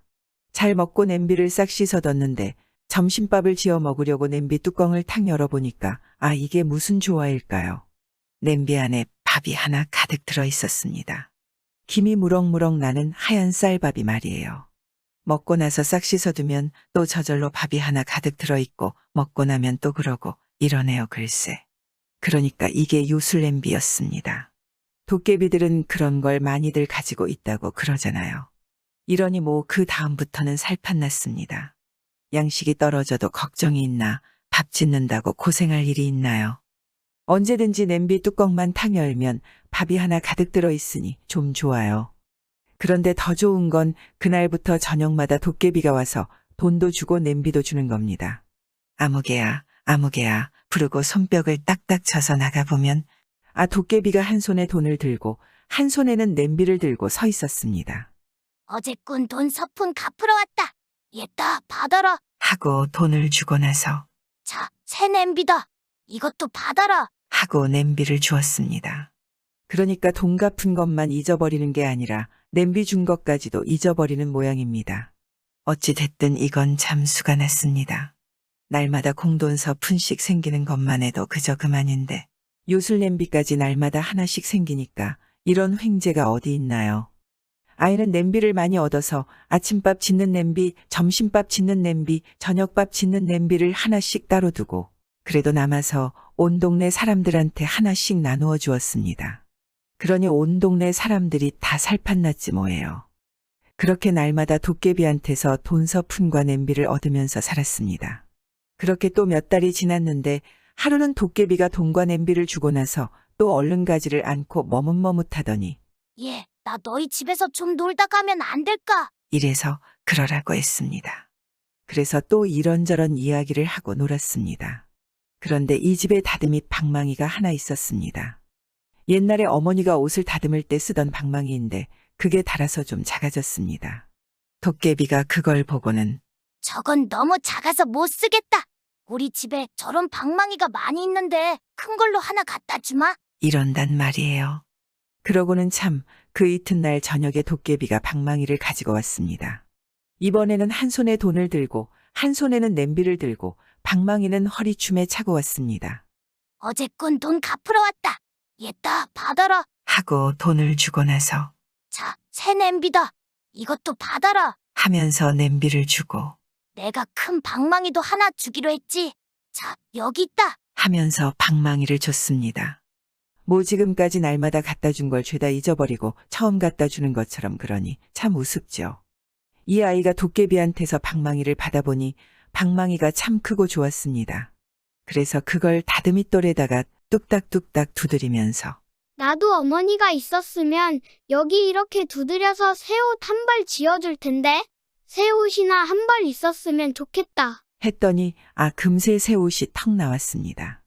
새 이불도 있었으면 좋겠다 하니까 새 이불도 턱 나왔습니다. 그러니까 그게 도깨비 방망이죠. 뭐든지 나오라고 하면 다 나오는 방망이란 말이에요. 그러니 얼마나 좋아요. 방망이를 두드려서 새 집도 나오게 하고 장롱도 나오게 하고 병풍도 나오게 해서 아주 번듯하게 차려놨습니다. 그런데 더 좋은 건 말이에요. 그 다음 날부터 도깨비가 날마다 와서 돈도 주고 냄비도 주고 방망이도 주는 거예요. 아무개야, 아무개야 부르고 손뼉을 딱딱 쳐서 나가보면 도깨비가 한 손에 돈을 들고 한 손에는 냄비를 들고 방망이는 허리춤에 차고 턱 서 있었습니다. 어제 꾼 돈 갚으러 왔다. 얘다 받아라. 돈 꾼 지 1년이 다 되어가는데 아직도 어제래요. 자, 새 냄비다. 이것도 받아라. 냄비는 수도 없이 받았는데 또 줬습니다. 내가 큰 방망이도 하나 주기로 했지. 자, 여기 있다. 어제 하나 준 걸 잊어버리고 또 주었습니다. 이러니 수가 나도 보통 난 게 아니지 뭐예요. 그날부터 날마다 공돈 서푼에다가 요술 냄비에다가 도깨비 방망이까지 얻게 되니 이건 뭐 감당도 못할 횡재였습니다. 아이는 방망이를 많이 얻어서 금 내는 방망이, 은 내는 방망이, 옷 내는 방망이를 하나씩 따로 두고 그래도 남아서 온 동네 사람들한테 하나씩 나누어 줬습니다. 그러니 온 동네 사람들이 죄다 큰 부자가 되었습니다. 그렇게 해서 또 몇 달이 지났는데 하루는 이 아이가 이웃 마을 잔치집에 가게 되었습니다. 처음에 도깨비를 만났던 그 모퉁이를 딱 도는데 누가 자꾸 불렀습니다. 아무개야, 아무개야 두 번 부르고 손뼉을 딱딱 치는데 그 소리가 머리 위에서 들렸습니다. 그래서 하늘을 쳐다봤더니 공중에 그 도깨비가 붕 떠 있었습니다. 그런데 이놈의 도깨비가 공중에 붕 떠서 훌쩍훌쩍 울고 있었습니다. 너 왜 거기서 울고 있느냐? 하니까 이 도깨비가 울면서 하는 말이 내가 죄를 많이 지어서 하늘에 있는 도깨비 나라 임금님한테 벌 받으러 가는 길이다. 이러는 거였습니다. 무슨 죄를 지었느냐니까. 살림을 너무 헤프게 산 죄란다. 나는 아무 짓도 안 한 것 같은데 집에 있는 돈이고 냄비고 방망이고 마구 남을 갖다 줘서 우리 집 살림이 거덜이 났대. 아, 이런단 말이에요. 듣고 보니 참 미안한 일이었습니다. 그래도 뭐 어쩔 도리가 있나요? 도깨비 나라 일을 사람이 참견할 수는 없으니 말이에요. 그런데 도깨비가 그 다음에 하는 말이 더 가관이었습니다. 뭐라고 하는고 하니. 내가 지금 올라가면 언제 올지 모르는데 너한테 돈 서푼 꾼 것도 못 갚고 냄비와 방망이도 못 주고 가는구나. 참 미안하다. 하늘에서 벌 다 받고 내려오면 그때 꼭 주마. 이러더랍니다. 제가 지금까지 그렇게나 많이 갖다 준 걸 죄다 잊어버리고 말이에요. 그러고는 훌쩍 하늘로 올라갔는데 그 뒤로는 아무도 그 도깨비를 못 보았답니다. 떡부스러기 한 줌에 돈자루를. 옛날에 돈 많은 부자 양반과 그 집에 머슴 사는 총각이 있었습니다. 부자는 돈 모으는 걸 낙으로 삼고 커다란 자루에 돈을 넣어두고 허구한 날 돈만 들여다보며 살았습니다. 돈자루에 돈이 점점 불어가는 것을 낙으로 삼고 입만 떨어지면 돈 하고 눈만 떨어지면 돈자루부터 찾고 행여 누가 훔쳐갈세라 잘 때도 돈자루를 베고 자고 이러면서 살았습니다. 이렇게 돈 하면서 사니까 자연히 인색할 수밖에 없었습니다. 한 푼이라도 아끼려고 별의별 짓을 다해 머슴에게 밥을 준다는 것이 쌀이 아까우니까 강냉이로 떡을 만들어주는데 그것도 많이 주는 게 아니라 하루에 딱 3개, 아침에 하나, 점심에 하나, 저녁에 하나씩 주고 말았습니다. 더러 머슴이 몸이 아파서 일을 못하는 날에는 그나마 강냉이 떡도 주질 않았습니다. 그만큼 인색했습니다. 이러니 머슴은 강냉이 떡에 목을 매고 그저 그것 아니면 죽는 줄 알고 살았습니다. 부자가 돈 모으는 것처럼 강냉이 떡을 모으는데 끼니 때마다 떡부스러기 떨어지는 것을 주어서 볕에 바짝 말려가지고 자루에다 넣어뒀습니다. 부자가 그러는 것처럼 잘 때도 떡자루를 끼고 자고 눈만 떨어지면 떡자루를 들여다보면서 자루에 떡부스러기가 점점 모이는 걸 낙으로 삼고 살았습니다. 부자는 머슴이 떡부스러기를 모으는 것을 보고 박장대소를 하면서 비웃기를 이 어리석은 놈아 그깟 떡부스러기를 모아서 어디에 쓰겠다는 거냐. 그것 한 자루 다 채워야 돈 한 푼만 하겠느냐 라고 말하였습니다. 그러나 머슴은 그러나마나 떡부스러기를 모아서 한 자루를 다 채웠습니다. 그런데 그해 여름 장마 때 비가 너무 많이 왔습니다. 많이 와도 이만저만 온 게 아니고 아주 하늘에 구멍이 뚫린 것처럼 왔습니다. 한 달 내리 비가 쏟아붓는데 처음에는 논밭이 물에 잠기더니 다음에는 길이 잠기고 그 다음에는 집이 물에 잠겼습니다. 이렇게 되니 온 동네 사람들이 산 꼭대기로 피난을 갔습니다. 물을 피해 산으로 올라가는 사람이 집을 떠매고 갈 수가 있나. 집집마다 제일 귀한 것 하나씩만 메고 지고 갔습니다. 부자와 머슴도 피난을 갔는데 부자는 돈자루가 제일 귀하니까 돈자루를 짊어지고 가고 머슴은 떡자루가 제일 귀하니까 떡자루를 짊어지고 갔습니다. 산꼭대기에 올라가서 자리를 잡고 앉았는데 하루 이틀이 지나도 물이 줄어들 기미가 안 보였고 사흘 나흘이 지나도 그대로였습니다.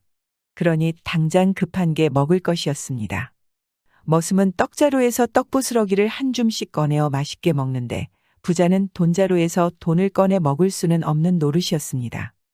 부자는 머슴 옆에 앉아서 떡부스러기를 한 줌 나누어 주기를 기다렸지만은 머슴은 주인이 배를 고른 걸 아는지 모르는지 저 혼자만 먹었습니다. 그것 좀 달라고 하자니 주인 체면이 말이 아닐 것 같고 그래서 배고픈 걸 참고 견뎠습니다. 그런데 하루가 지나니까 부자 뱃속에서는 꼬르륵 소리가 진동을 하고 눈앞이 흐릿흐릿해지는데 이러다가는 굶어 죽을 것 같았습니다. 자기 앞에서는 머슴이 떡자루를 끼고 앉아 떡부스러기를 얌얌 소리까지 내어가며 먹는데 그걸 보니 눈이 뒤집힐 지경이었습니다. 이 지경이 되면 체면이고 뭐고 차릴 것이 없지 생각하고 실없는 웃음까지 슬슬 흘려가며 머슴한테 빌붙어서 예, 그 떡부스러기 한 줌만 다오. 그랬더니 머슴이 눈을 휘둥그렇게 뜨고 한다는 소리가 아, 영감님 같은 양반님도 이런 걸 다 잡수십니까요? 이런 것은 천한 우리나 먹는 줄 알았는데요. 하고는 줄 생각을 안 했습니다. 양반이라고 못 먹는 것이 있다더냐? 그러지 말고 좀 다오. 내 떡값으로 돈 한 냥을 주마. 그래도 머슴은 줄 생각을 하지 않았습니다. 돈이 적어서 그러는 게로구나. 옛다. 단냥을 주마. 떡부스러기 한 줌에 돈 단냥이면 그게 어디 적은 돈이냐? 그래도 머슴은 거들떠볼 요량조차 하지 않았습니다. 좋다, 좋아. 내 큰맘 먹고 열량을 주마. 그래도 머슴은 못 들은 척 떡부스러기만 얌얌 먹고 있었습니다. 그러면 30냥이면 되겠느냐? 그래도 묵묵부답이었습니다. 그러면 50냥. 논 한마지기 갑시다. 그래도 묵묵부답이었습니다. 그러면 100냥. 그러면 1000냥. 그래도 대답이 없었습니다. 1000냥을 준다는데도 싫다니 무슨 방도가 있나 생각하고 할 수 없이 쫄쫄 굶으며 하루를 더 보냈습니다. 그 다음 날이 되니 부자는 더는 못 견딜 지경이 됐습니다. 배는 고플 대로 고파서 창자가 뒤틀리고 눈앞에 헛것이 왔다 갔다 하는데 이러다가는 곧 숨이 넘어갈 것 같았습니다. 그런데 옆에서는 머슴이 입맛까지 다셔가며 떡부스러기를 얌얌 먹고 있으니 이건 뭐 미칠 지경이었습니다. 그래서 부자가 돈자루를 통째로 머슴에게 갖다 안기면서 싹싹 빌었습니다. 아이고 얘야. 이 돈자루 다 줄 테니 제발 그 떡부스러기 한 줌만 다오. 그제야 머슴이 못 이기는 척 돈자루를 받고 떡부스러기를 집어주었습니다. 부자는 애지중지하던 돈자루를 제 입으로 돈 한 푼보다 못하다고 한 떡부스러기 한 줌하고 바꾼 셈이었습니다. 다음 날 마을에 물이 빠져서 다시 돌아갈 수 있게 되었습니다. 그런데 머슴은 돈자루를 갖고 다른 마을로 갔습니다. 깨진 벼루. 옛날에 배짱 좋은 한 사람이 살았습니다.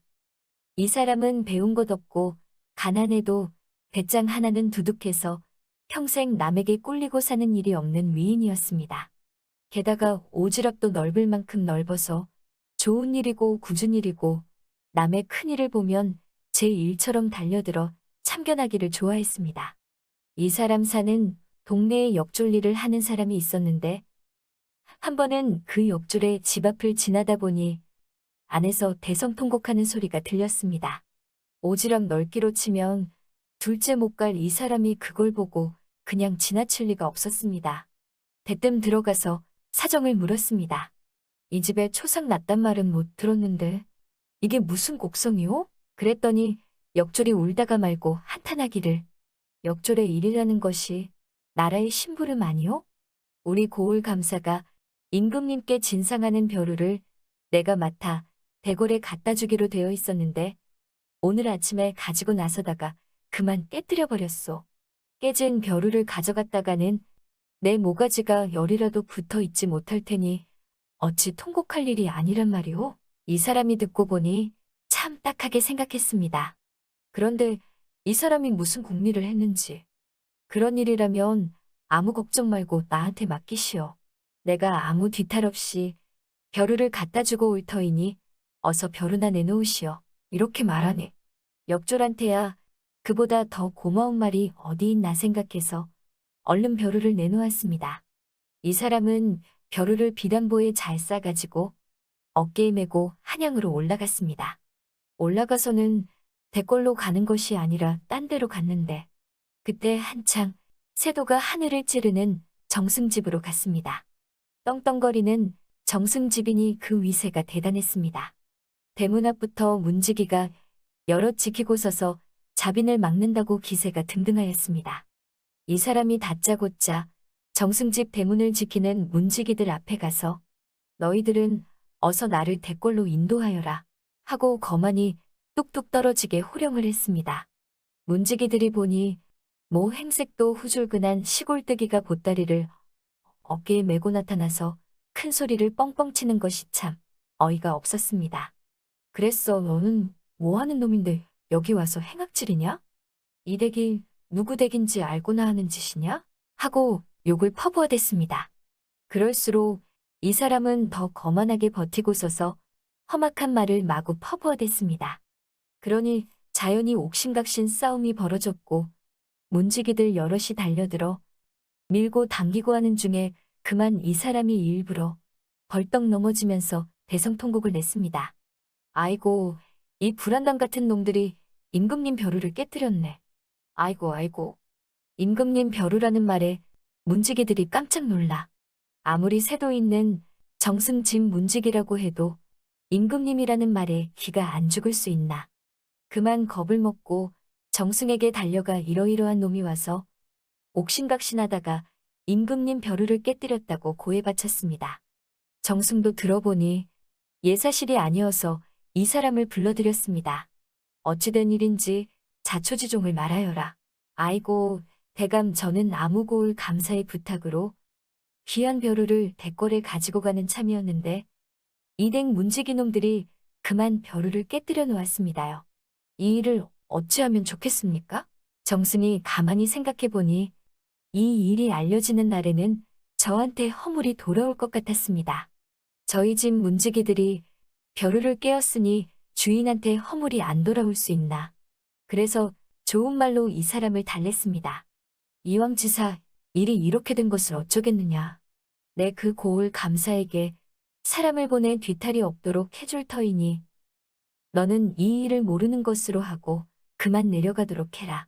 이제 역줄 목숨을 구했다고 생각을 하다가 한 가지 더 꾀가 생각이 났습니다. 대감께서 뒤탈이 없도록 해주신다니 고맙습니다마는 만약 기일이 임금님께 알려지는 날이면 제 모가지가 100개라도 살아날 길이 없으니 저는 이 길로 아주 멀리 가서 숨어 살아야겠습니다. 그런데 당장 노저가 없어서 한 걸음도 뗄 수가 없으니 어찌하면 좋습니까? 이러고 능청을 떠니 정승이 잠깐 생각을 하더니 돈냥깨나 준비해서 쥐어줬습니다. 그래서 참 애매한 목숨 하나 구하고 저도 횡재를 해서 잘 살았다는 이야기입니다. 거짓말 때문에 잔치와 통곡. 옛날에 어떤 사람이 약관의 벼슬하여 중국의 사신으로 가게 됐습니다. 가서 그쪽 벼슬아치들과 수작을 하는데 그 중국 사람 중 하나가 아주 꼴사납게 굴었습니다. 자기네 나라가 조선보다 땅덩어리가 넓고 볼만한 것도 많다고 해서 자랑하는데 저 성은 길이가 만리나 돼서 만리장성이라 한다해. 당신네 나라는 땅이 좁아서 저런 성을 쌓을 데도 없지. 이 탑은 꼭대기까지 올라가는데 한나절이나 걸린다해. 당신네 나라에도 이렇게 큰 탑이 있나? 저 들판은 당신네 나라 땅덩어리를 다 합친 것보다 넓다해. 저 들판에서 나는 곡식으로 10만 명은 너끈히 먹고 살 수 있지.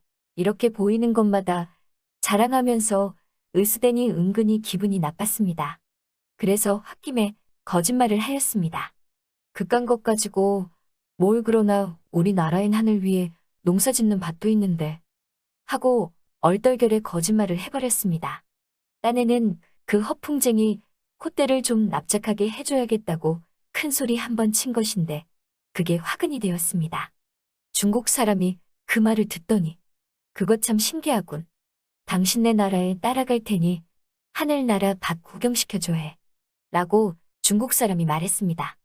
사실은 속으로 이거 잘못 걸렸구나 싶지만 이제 와서 아니라고 할 수도 없으니 딱 하게 됐습니다. 하늘나라 밭을 구경하겠다고 부득부득 따라 나서는 중국 사람을 데리고 우리나라에 오긴 했는데 앞길이 막막했습니다. 우리나라에 오자마자 하늘나라 밭을 빨리 보여달라고 성화를 대기해. 오늘은 늦었으니 내일 아침에 보자. 하고 집으로 돌아왔습니다. 집에 돌아와서 암만 생각해도 뾰족한 수가 생기지 않아서 그만 이불을 쓰고 누워버렸습니다. 이 사람에게 실순이 넘은 아버지가 있는데 아들이 중국에 사신으로 갔다 오더니 인사도 하는 둥 마는 둥 하고 드러누워 한숨만 푹푹 쉬고 있으니 마음이 편하지가 않았습니다. 그래서 아들에게 연유를 물어보았습니다. 무슨 걱정이 있기에 그러고 있느냐? 아이고 아버지. 거짓말 한 번 했다가 경을 치게 생겼습니다. 무슨 일인데 그러느냐? 그래서 아버지한테 이렇게 저렇게 되어서 큰일이 났노라고 고해 바쳤습니다. 그랬더니 아버지가 그러니 없는 말을 함부로 해서는 안 되느니 이왕지사 일이 이렇게 되었으니 빠져나갈 방도를 찾아보자 하고 한참 궁리를 하더니 무릎을 탁 쳐. 그러고는 이렇게 저렇게 해보라고 일러주었습니다. 아들이 그 말을 듣고 이튿날 날이 밝자마자 동네방네 다니면서 환갑 넘은 노인들과 조무래기 어린아이들을 불러 모았습니다. 노인들에게는 맛있는 음식을 잘 차려 대접하고는 부디 노래하고 춤추고 즐겁게 노십시오 하고 이르고, 어린아이들에게는 너희들은 그저 서럽게 울고 있어라 하고 일렀습니다. 모두들 시키는 대로 잘했습니다. 노인네들이야 아침부터 좋은 음식으로 대접을 받으니 절로 흥이 나서 노래 부르고 춤추고 놀고, 아이들이야 본디 우는 게 일이니 힘들 게 뭐 있나. 목청을 있는 대로 뽑아서 엉엉 서럽게 울었습니다. 그래놓고 중국 사람을 데리고 왔습니다. 자, 이제 하늘나라 밭을 구경하러 가자 하고 일부러 노인네들 춤추고 노는 곳과 아이들 우는 곳에 데리고 갔습니다. 중국 사람이 보니까 별일이었습니다. 한쪽에서는 노인들이 덩실덩실 춤추고 노래하느라 정신없고, 한쪽에서는 어린아이들이 모여서 서럽게 울고 있으니 이상하기만 했습니다. 그래서 중국 사람은 사신에게 물었습니다. 저 노인들은 왜 저러고 있나 해? 바로 그렇게 묻기를 기다리고 있던 사신은, 아, 그것은 다 까닭이 있다. 하늘 나라밭은 너무 멀어서 가는데 30년, 오는데 30년이 걸린다. 저 노인들은 60년 전에 밤매러 갔다가 어저녁에 돌아왔는데 안 죽고 살아왔다고 좋아서 저렇게 잔치를 벌이고 있는 것이지. 그게 그렇게나 뭔가? 저 아이들은 왜 또 저렇게 울고 있나 해? 그거야 이제 가면 60년 뒤에나 돌아올 테니 그게 서러워서 저렇게 울지. 그러니까 중국 사람이 놀라지 않을 수 없었습니다. 어이구, 가는데 30년 오는데 30년이라. 내가 지금 구경하러 나섰다가는 다 가지도 못하고 죽어버리겠군. 난 안 갈 테야. 이렇게 꽁무니를 뺐습니다. 아버지의 지혜로 고비를 넘길 수 있었습니다. 그 후 이 아들은 절대 거짓말은 하지 않았다고 합니다. 욕심과 욕심이 가져온 당연한 죽음. 특별히 이 씨 박 씨를 비하하려는 의도는 없습니다. 그냥 재미있게 봐주세요. 옛날에 10만이 셋이서 한 마을에 살았습니다. 셋 다 똑같이 산삼캐는 10만이로 각자 김가, 이가, 박가라고 불렀습니다.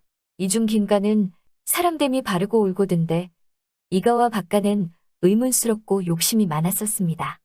한 번은 셋이서 깊은 산 중에 삼을 캐러 갔습니다. 이리저리 삼을 찾아 산속을 헤매다 보니 깎아지는 벼랑에 이르렀습니다. 벼랑 위에서 아래를 굽어보니 천길 낭떠러지라 밑이 가물가물한데 그 한가운데쯤 산삼이 수북이 나 있었습니다.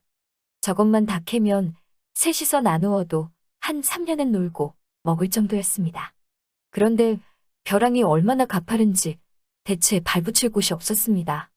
10만이가 산삼을 보았으니 그냥 지나칠 수는 없는 노릇이고, 내려가자니 엄두가 안 나고 해서 국리 끝에 한 가지 꾀를 생각했습니다. 칡을 걷어다가 사람이 하나 들어앉을 만한 둥구미를 엮고 둥구미 끝에 칡줄기로 꼬아 만든 줄을 길게 달았습니다. 그래 놓고 셋 중 하나가 둥구미를 타고 내려가서 산삼을 캐다가 올려보내기로 한 것입니다. 이제 누군가 둥구미를 타고 내려가야 하는데 이가와 박가는 서로 눈치만 슬슬 보면서 안 내려가려고 버텼습니다. 그래서 할 수 없이 김가가 내려가기로 했습니다. 이가와 박가는 벼랑 위에서 줄을 잡고 둥구미를 들이워주고 김가는 둥구미를 타고 벼랑 아래로 내려갔습니다. 내려가 보니 산삼이 위에서 보던 것보다 더 많아서 아주 지천으로 나 있었습니다. 그걸 캐다가 둥구미에 가득 실었습니다. 그러고 나서 줄을 끌어올리라고 신호를 보냈는데 둥구미에 사람도 타고 산삼도 싣고 할 수는 없어서 산삼을 먼저 실어보낸 다음에 둥구미가 내려오면 사람이 타고 올라가려고 했습니다. 그런데 위에 있던 두 사람이 산삼을 보고는 욕심이 나서 그만 딴 마음을 먹었던 것입니다. 귀한 산삼을 셋이서 나누어 가지는 것보다 둘이서 나누어 가지면 더 많이 차지할 수 있다고 생각한 것입니다. 이런 엉큼한 속셈으로 그만 둥구미를 내던지고 달아나 버렸습니다. 이렇게 되니 벼랑 가운데 남은 김가는 오도 가도 못하는 신세가 됐습니다. 벼랑을 기어 올라갈 수도 없고 내려갈 수도 없으니 그 자리에서 옴죽달싹을 못했습니다. 산삼이 난 자리라야 그저 겨우 한 사람이 두 발 붙이고 앉으면 그만일 만큼 좁은 곳이라 거기에 웅크리고 앉아서 죽기만을 기다릴 수밖에 없었습니다. 마침 캐담한 산삼 두어 뿌리가 남아있기에 그걸 캐먹으면서 며칠이나마 견디긴 했습니다. 그럭저럭 한 사나흘이 지났는데 이제 두어 뿌리 남은 산삼마저 다 캐먹고 나니 먹을 것이 없어서 굶어 죽을 판국이었습니다. 그런데 그때 무심코 밑을 보니 커다란 이무기 한 마리가 벼랑을 타고 슬슬 기어 올라오고 있었습니다. 길이가 10대발이나 되어 보이는 놈이 입을 쩍 벌리고 올라오는 것을 보니 틀림없이 나를 잡아먹으려고 올라오는 것 같았습니다. 아이고, 이제는 죽었구나. 이래 죽으나 저래 죽으나 마찬가지이긴 하다마는 이런 곳에서 짐승의 밥이 될 줄이야. 이렇게 한탄을 하고 있으려니까 왠지 그 이무기가 낯이 익었습니다. 이무기 머리에 초승달 모양의 문양이 있었습니다. 생각해보니 3년 전 산을 다니다가 웬 구덩이를 발견했는데 거기에 이무기 새끼가 올라오지 못하고 있는 걸 칡줄기를 내려줘서 구해준 적이 있었는데 그 새끼 이무기 머리에 초승달 모양의 문양이 있었습니다. 그 이무기가 자기 옆을 스르르 지나쳐 위로 올라갔습니다. 그러더니 더 위쪽으로 올라가서 제 꼬리를 아래로 척 늘어뜨렸습니다. 그래도 가만히 있으니 꼬리로 김가의 몸을 툭툭 쳤습니다. 오라, 제 꼬리를 잡으라는 뜻인가 보구나. 이렇게 생각하고 이무기 꼬리에 바짝 매달렸습니다. 그랬더니 이무기가 스르르 벼랑 위로 기어 올라가서 김가를 내려놓고는 숲속으로 사라졌습니다. 이무기는 은혜를 갚은 것이었습니다. 이무기 덕에 목숨을 건진 김가가 산길을 내려가다 보니 큰 나무 밑에 이가와 박가가 쓰러져 있는데 가만히 보니 둘 다 죽어 있었습니다. 둘의 손에는 술잔이 들려 있고 옆에 술병이 넘어져 있는데 술이 쏟아진 곳에는 풀이 새카맣게 타 죽어 있었습니다. 그걸 보니 짐작이 갔습니다. 둘이서 산삼을 가지고 내려가다가 이 나무 밑에서 쉬게 됐는데 한번 욕심에 눈이 어두워진 사람들이 무슨 짓을 못할까. 서로가 서로의 술잔에 몰래 독약을 타서 죽였겠지 라고 생각했습니다. 사람은 죽었어도 산삼은 고스란히 남아있기에 김가는 산삼을 가지고 마을에 내려와서 두 사람은 산에서 그 병을 만나 죽었다고 했습니다. 그리고 산삼은 세모치로 갈라 죽은 두 사람의 식구들에게 한 모씩 주고 제 몫까지 두 사람의 장례비에 보태 쓰라고 나누어 줬습니다. 그 후 김가는 산에 갈 때마다 이무기가 표시해둔 삼을 캐면 마을 사람들에게 베풀면서 병 없이 오래오래 잘 살았습니다. 색시가 머리를 잘라가며 시아버지를 길들인 사연.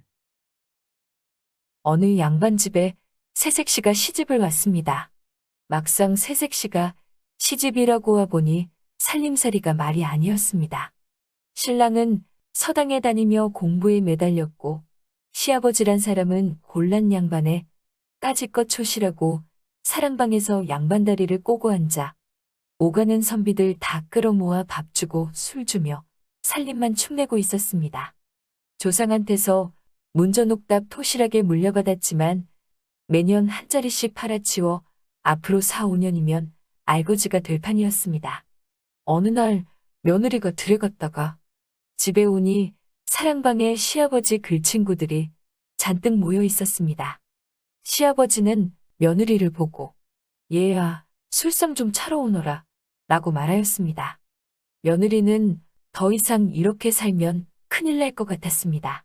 그래서 며느리는 부엌에 들어가 낫으로 3단 같은 머리를 싹둑 잘라 머슴에게 건네며 그걸 팔아 술과 고기를 사오라 일렀습니다. 그걸 받아든 머슴은 사색이 되어 사랑방으로 가 시아버지에게 보여줬습니다. 사랑방에 싸늘한 침묵이 흘렀고 그 친구들은 슬슬 떠나고 시아버지는 혼자 남아 애꿎은 담배만 피워댔습니다.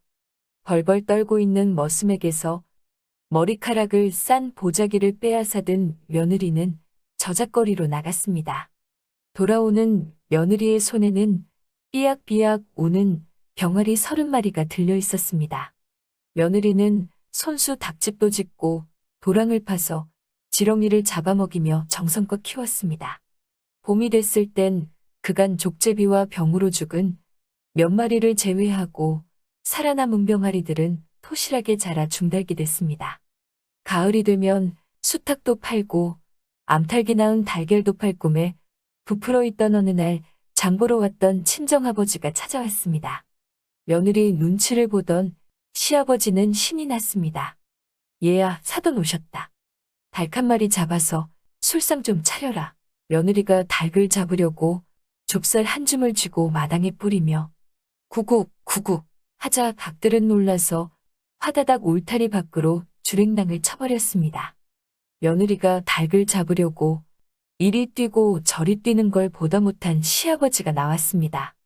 쌀독에서 쌀을 한 줌 쥐고 나와 뿌리며 구국 구국 외치자 닭들은 장독대로 지붕으로 날아올라 도망쳐 버리는 거였습니다.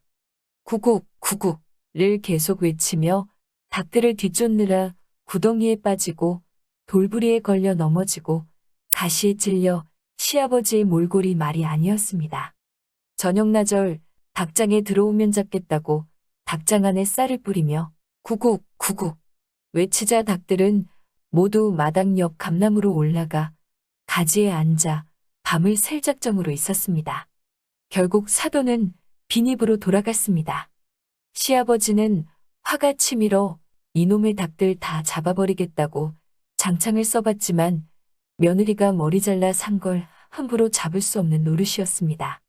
이튿날 시아버지가 마실 가구 없을 때 며느리가 겉보리를 마당에 뿌리며 허이 허이 외치자 닭들이 몰려들어 그녀 발밑에서 모이를 쪼아 먹는 것이었습니다.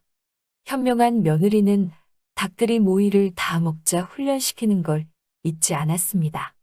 부직갱이로 닭들을 후려치며 구국 구국 하고 크게 외쳤습니다. 구구 소리를 듣자마자 닭들은 주랭랑을 쳤습니다. 후에 이 일을 안 사람들이 박장대소를 하였다고 합니다.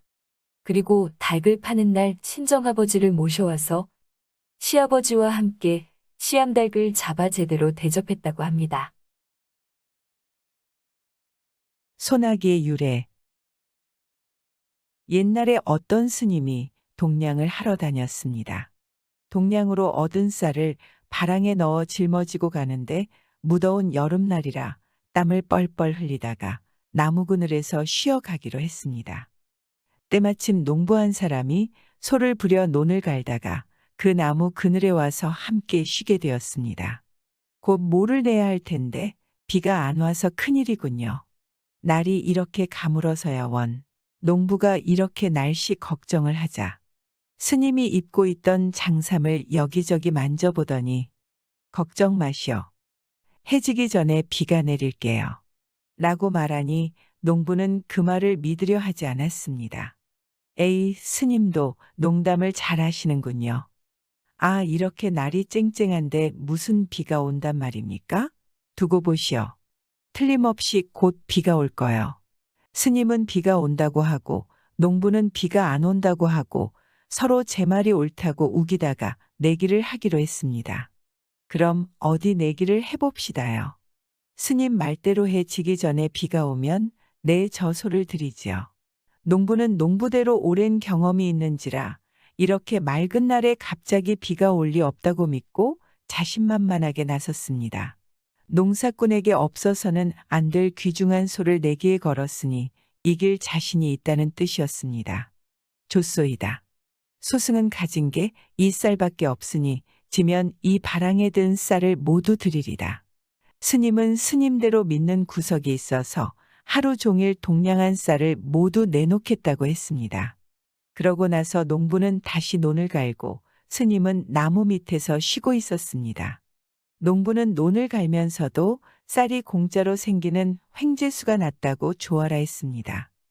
그런데 이게 웬일인지 갑자기 마른 하늘에 천둥이 치더니 시커먼 비구름이 눈 깜짝할 사이에 뭉게뭉게 모여들었습니다. 그러더니 곧장 장대 같은 빗줄기가 마구 쏟아지기 시작하는 거였습니다. 농부는 비에 흠뻑 젖어서 소를 몰고 나무 밑으로 왔습니다. 농사꾼에게야 때맞춰 비가 오는 것보다 더 기쁜 일이 어디 있겠습니까? 농부는 내기에서 진 것보다 비가 오는 게 좋아서 싱글벙글했습니다. 소를 잃게 됐다는 것도 잠시 잊어버린 것입니다. 스님, 참으로 용하십니다. 갑자기 비가 올 걸 어떻게 아셨습니까? 그거 입고 있던 옷을 만져보고 알았죠. 예, 옷을 만져보면 안다고요? 그게 도수를 부리는 옷인가요? 그게 아니라 옷이 눅눅해지는 걸 보고 알았다오. 우리는 빨래를 자주 못하니까 늘 옷이 땀에 젖어 있지요. 땀은 곧 소금이니 물기가 닿으면 눅눅해지는 건 당연한 이치가 아니오? 아까 내 장삼을 만져보니 몹시 눅눅했는데 공기 속에 이렇게 물기가 많으니 곧 비가 오리라 생각했죠. 아, 그랬군요. 저는 그것도 모르고 큰 소리를 치다가 보기 좋게 지고 말았습니다. 그러고 보니 소를 내놓을 일만 남았습니다. 농부는 금세 울상이 됐습니다. 내기에서 졌으니 소를 드려야지요. 자, 어서 몰고 가십시오. 스님은 허어 웃으면서 소 고삐를 잡았다가 도로 농부에게 쥐어주며 이 소를 도로 드릴 터이니 농사 잘 지으시오.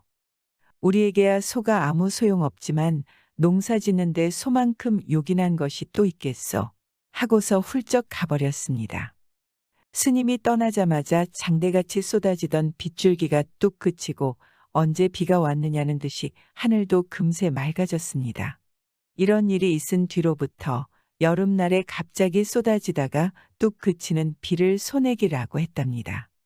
소를 걸고 내기를 했대서 그런 말이 생긴 건데 지금은 소내기가 소나기가 된 거라는 유래입니다.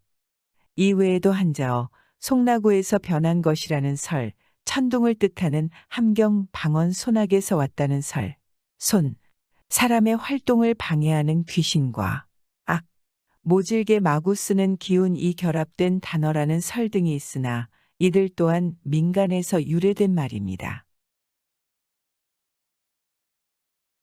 구독과 좋아요, 알람 설정은 사랑입니다.